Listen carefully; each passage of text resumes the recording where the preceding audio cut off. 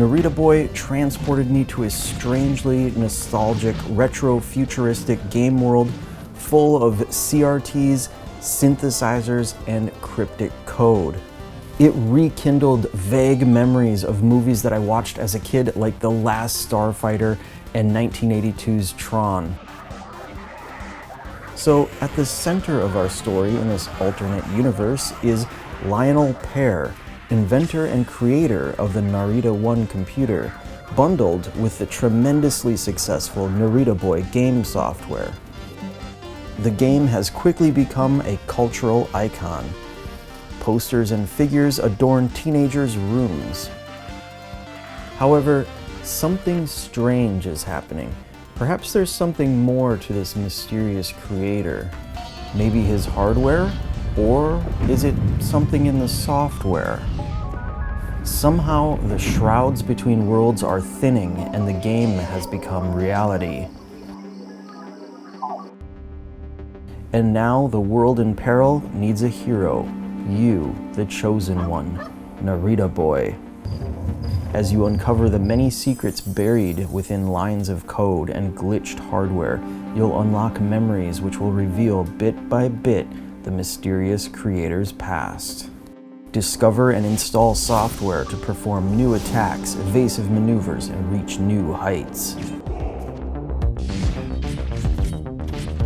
I found the combat to be rewarding. It wasn't overly advanced. It gave me just enough moves to quickly work out what I needed to do for each unique enemy or boss.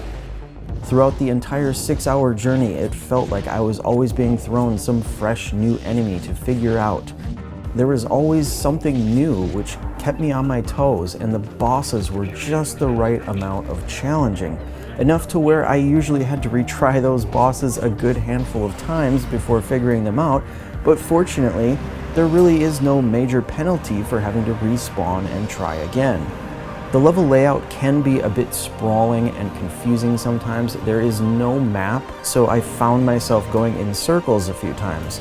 Some people might describe this game as a Metroidvania, but I don't quite think I would put it in that category. Yes, there are some branching and intersecting paths. Yes, you do need to backtrack once you've acquired certain items or abilities, but as you progress, previous areas do eventually become inaccessible. And there isn't any sort of experience level up mechanic. You do acquire abilities, but none of these are optional, and they're all just part of the overarching linear path that's set out for you. So while there may be branching paths, there's always only one correct path. Narita Boy has just one difficulty level, which I found to be perfectly balanced for myself. I never got too frustrated, but I never felt like I wasn't being challenged enough either. However, without a difficulty adjustment, some people might find this too easy or might have a very hard time with it.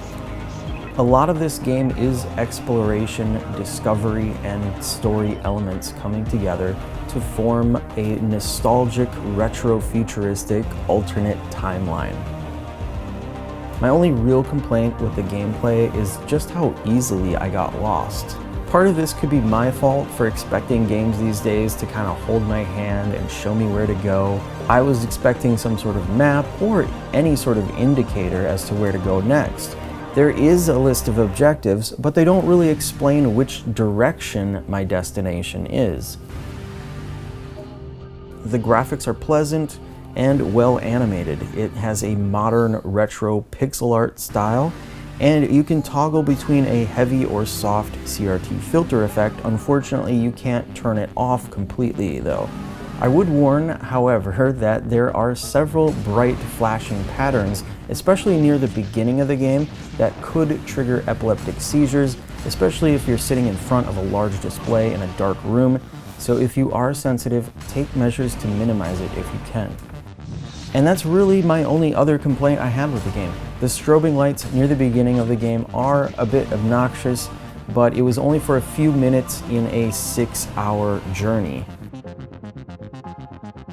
The soundtrack is absolutely incredible. It has this sort of dark 80s electro synth vibe, and it has a massive 51 tracks. Grab this on vinyl or any other media when it becomes available, especially if a limited print ever occurs.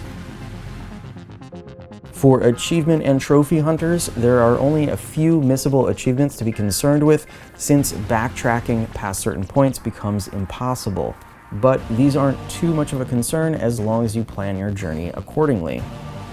So, interestingly, this game was kickstarted back in 2018. I hadn't heard of it at the time, but I mostly had my eyes on console games, and this one actually didn't meet any of the console port stretch goals back then. Fortunately, the game was eventually ported anyway because it is out now on PlayStation, Switch, Xbox, and PC, and it is currently available on Game Pass, PC or Xbox, which is actually where I discovered it for myself. And the achievements do stack with the PC and Xbox versions of the game. MSRP is $25 US. As of now, I haven't seen any news of a physical release, but I would love to see a collector's edition bundled with a soundtrack someday. Anyway, with that, Narita Boy is a gem absolutely worth experiencing. I loved every minute of my 2 complete playthroughs. Alright guys, thanks for watching. Until next time, I will see you later. There was a boy